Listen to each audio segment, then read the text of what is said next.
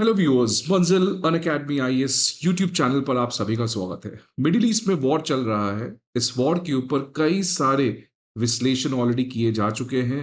That इस war का impact oil पे क्या होगा, एनर्जी मार्केट पे क्या होगा, मिडिल ईस्ट के जियोपॉलिटिकल स्टेबिलिटी पे क्या होगा एंड मेनी अदर्स। आज इस सेशन में बेसिकली मैं इसको बात करने जा रहा हूं कि मिडिल ईस्ट की वजह से ग्लोबल इकोनॉमी पे क्या इंपैक्ट पहुंचेगा। और मेरा पॉइंट ऑफ कंसर्न सिंपली है आर्टिफिशियल इंटेलिजेंस, क्योंकि आज आर्टिफिशियल इंटेलिजेंस जो है वो पूरे ग्लोबल इकोनॉमी को ड्राइव कर रहा है।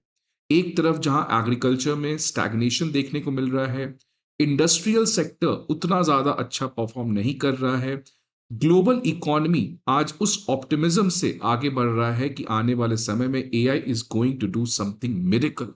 कुछ अजूबा कर देगा एआई, जिससे पूरा दुनिया, पूरा विश्व, हर एक समस्याएं, सब चीज ठीक हो सकता है। और इसी के प्रति एआई की जो आज क्रेजीनेस है वो आज बहुत ज्यादा बढ़ चुकी है। इनफैक्ट एवरीवेयर अगर आज आप किसी भी चीज के आगे एआई जोड़ देंगे तो पीपल थिंक कि ये जो है वो दूसरे यूनिवर्स से आया है, यही तो मुझे चाहिए था। तो आज एआई जो है वो एक ग्लोबल लेजिटिमेसी प्राप्त कर लिया है। लेकिन क्या ये जो एआई के प्रति लोगों का क्रेजीनेस है, people are driving towards AI, massive investment which is happening in AI, whether it's a bubble, and if it's a bubble, then how Middle East war is going to impact that bubble. So this is what we are basically going to understand in this particular session, कि whether AI एक boom है या आने वाले समय में एक bubble बन सकता है। और ये मैं बेसिकली मिडिल ईस्ट के क्राइसिस से लिंक करने के बाद ही इसको समझ सकता हूं। अब एआई के बारे में जानने के पहले एक और बबल आया था जो सेम टेक्नोलॉजी को लेकर आया था, शायद आपने पढ़ा होगा। वो है डॉट कॉम बबल। ये 1990 से बबल बनना स्टार्ट हुआ। ये बबल 2000 तक बैलून की तरह फूला। अचानक जैसे आप एक पिन डाल देते हैं बैलून में और बैलून फट जाती है, वैसे ही ये बबल जो है वो फूट गया। अब ये डॉट कॉम बबल क्या है ये मैं बता दूं। 1990s में इंटरनेट आ गया था।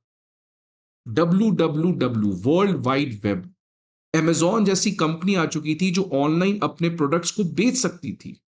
इंटरनेट के लिए जो टेलीकम्युनिकेशन इंफ्रास्ट्रक्चर चाहिए, like optical fibre cables, inter telephone connection, वो भी काफी तेज रेट से बढ़ रहा था। तो एक तरफ technology was increasing because of internet, और टेक्नोलॉजी को इनेबल करने के लिए जो टेलीकॉम इंफ्रास्ट्रक्चर चाहिए, optical fibre cable and other things, जिससे आप इंटरनेट को एक्सेस कर सकते हो, इसमें भी काफी ज्यादा पॉजिटिव डेवलपमेंट आया।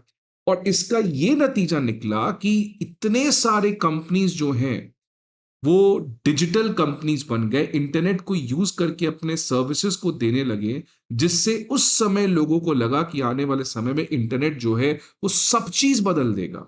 और इतना ज्यादा लोगों का ऑप्टिमिज्म था कि ये बलून इस तरीके से फूला जिसको रोकना नामुमकिन हो गया था।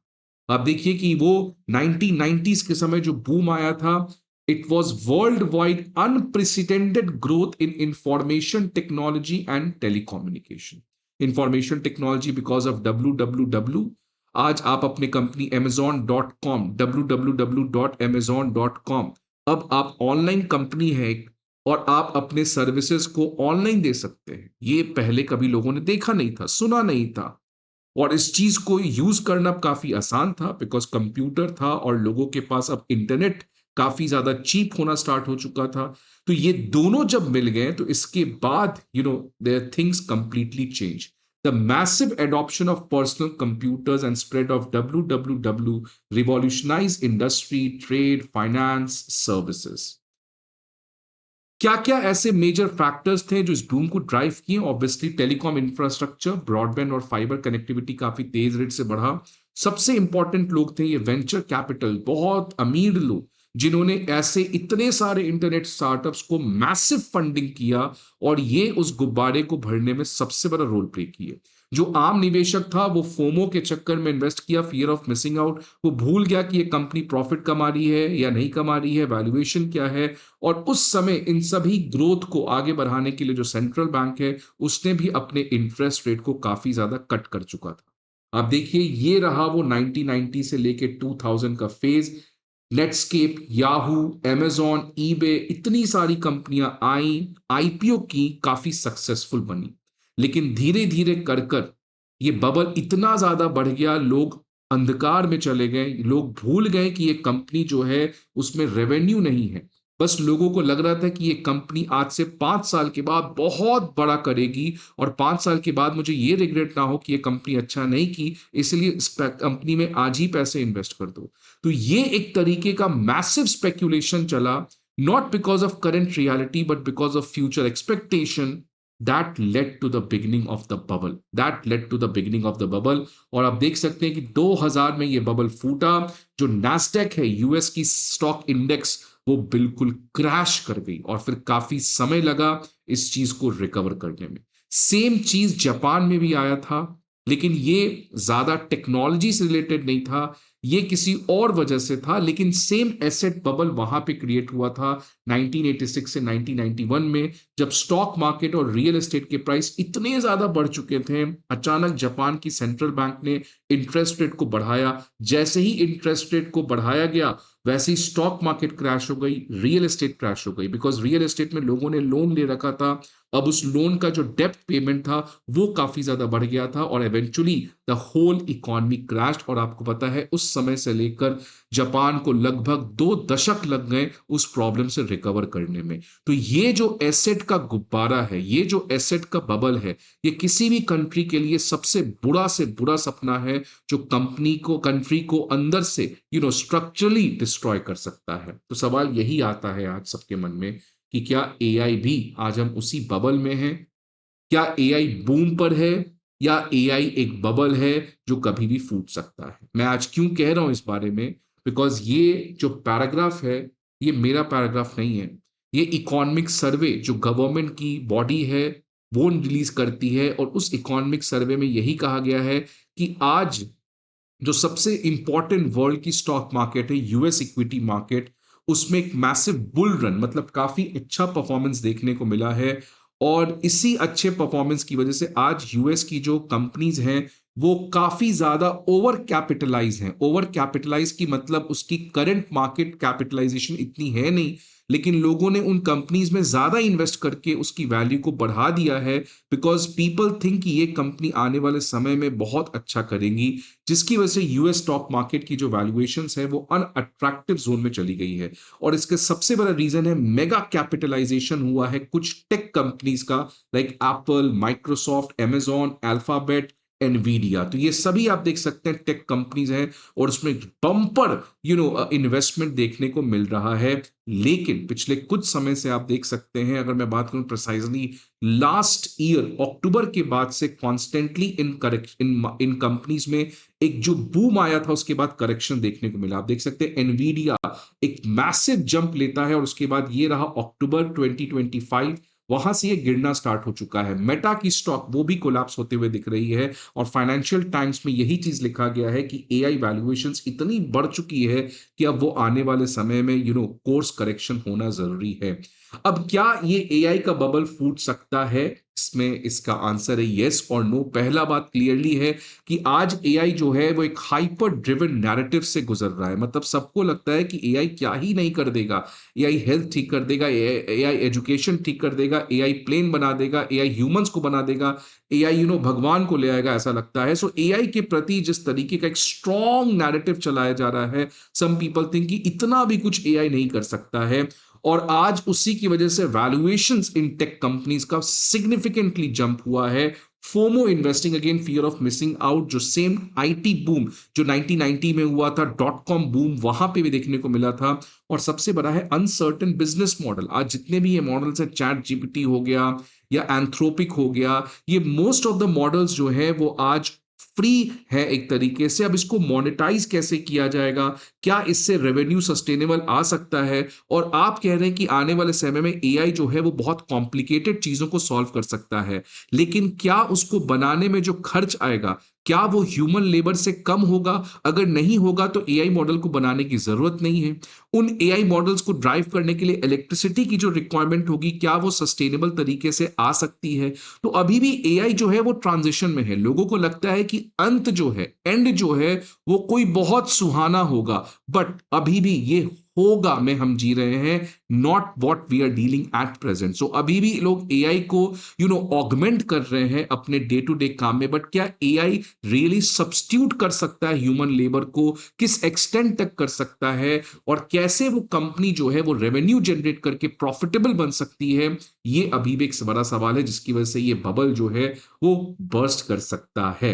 लेकिन कुछ ऐसे रीजंस भी हैं जो ये कहते हैं कि ये जो एआई का बबल है वो डॉट कॉम बबल से काफी अलग था, बिकॉज पहला रीजन ये है कि आज real proven demand already exist. अब इसका मैं बता दूं आपको कि 1990s में जब डॉट कॉम बूम आ रहा था, इंटरनेट आया था, अमेजोन आया, लेकिन लोगों के मन में अवेयरनेस नहीं था, बिकॉज पहली बार वो सब चीज हो रहा था। लेकिन आज जब हम एआई की बात करें तो ऑलरेडी लोग इंटरनेट से काफी ज्यादा जुड़ चुके हैं। तो इंटरनेट जो है, जो हमारी डिजिटल लिटरेसी है, वो ऑलरेडी बढ़ चुकी है, जिसकी वजह से अब एआई केवल उसी चीज को और एक नेक्स्ट लेवल पे ले जाने का काम कर रहा है। लेकिन 1990s में जब ये पूरा डॉट कॉम बबल आया था, ये पहली बार आ रहा था, लोगों को पता नहीं था। So that's why that time that idea was ahead of time. This time the idea is not ahead of time. इसलिए उस समय सप्लाई तो बहुत ज्यादा थी, लेकिन लोग इंटरनेट की या लोग ऐसे कंपनीज की डिमांड नहीं कर रहे थे, बिकॉज लोगों को अवेयरनेस नहीं था। लेकिन आज जिस तरीके से यंग पीपल बहुत ज्यादा, और इनफैक्ट ओल्ड पीपल भी आज जितना ज्यादा इंटरनेट से कनेक्टेड हैं, तो एआई का एडॉप्शन जो है वो उतना डिफिकल्ट नहीं होगा। इसलिए एआई को लेकर डिमांड ऑलरेडी है। और आज ये जो एआई का बूम हो रहा है, ये कोई छोटे मोटे स्टार्टअप्स नहीं कर रहे हैं, बिकॉज एआई में रिसर्च करना ये बहुत एक्सपेंसिव काम है, इसमें बहुत कैपिटल लगता है, और इसलिए आज बहुत stable companies like Microsoft, Google, Nvidia ये कर रहे हैं, अनलाइक 1990s में जो डॉट कॉम बूम आया था, जो बहुत सारे स्टार्टअप्स किए हुए थे, क्योंकि उसमें ज्यादा कैपिटल की जरूरत नहीं थी। और आज इंफ्रास्ट्रक्चर जो इन चीजों को करने के लिए किया जा रहा है, उसकी भी डिमांड जो है वो रियल है। फॉर एग्जाम्पल, जैसे पहले मैं एक फाइबर कंपनी हूं, मुझे लगता है कि इंटरनेट बूम पे जाएगा, मैंने बहुत सारे ऑप्टिकल फाइबर लगा दिए, लेकिन लोग इंटरनेट कनेक्शन नहीं लगवाए थे, बिकॉज लोगों को पता नहीं था। लेकिन आज जिस तरीके से एआई हर जगह इंटीग्रेट होते हुए दिख रहा है, तो एआई के लिए जो इंफ्रास्ट्रक्चर है, semiconductor, data centres, cloud computing, इसके इंफ्रास्ट्रक्चर की जो डिमांड रियल है, नहीं कि 1990s में जहां पे मैंने ऑप्टिकल फाइबर बना दिया बट कोई खरीदा नहीं, जिससे मेरी कंपनी कोलैप्स हो गई। तो आज एक तरीके से वो जो पूरा 1990s के समय से जो पूरा डॉट कॉम आया, डब्ल्यू आया, इंटरनेट का एक स्टेबिलिटी बना, आज उसी चीज को कैपिटलाइज करके एआई जो है वो नेक्स्ट जनरेशन पे ले जा रहा है। इसलिए आप देख सकते हैं, टेक बबल जब आया था उस समय ये थी आपकी कंपनी की अर्निंग ग्रोथ, और स्टॉक रिटर्न आप देख सकते हैं 480%, which is a humongous. And this time it is 77% of earning growth, but the stock return is only at 121%. So AI boom जो है वो burst तो अभी नहीं होते हुए दिख रहा है। लेकिन इस पर्टिकुलर कॉन्टेक्स्ट में रुचिर शर्मा, जो एक जाने माने इकोनॉमिस्ट हैं, head of Rockefeller capital management है, मॉर्गन स्टैनली में भी मार्केट इन्वेस्टर हैं, he has given an excellent intake, और इसने कहा है कि एक तरीके से ये जो एआई है ये बबल फूट सकता है, इसके रिस्क तो जरूर है 2026 में। उन्होंने कहा कि आज जितनी भी एआई कंपनी है वो 4 ओ से गुजर रही है: over investment, over valuation, over ownership and over leverage. और ये एआई कंपनीज इन चारों में आज रेड लाइंस पे क्रॉस कर रही हैं, या फ्लैशिंग रेड है।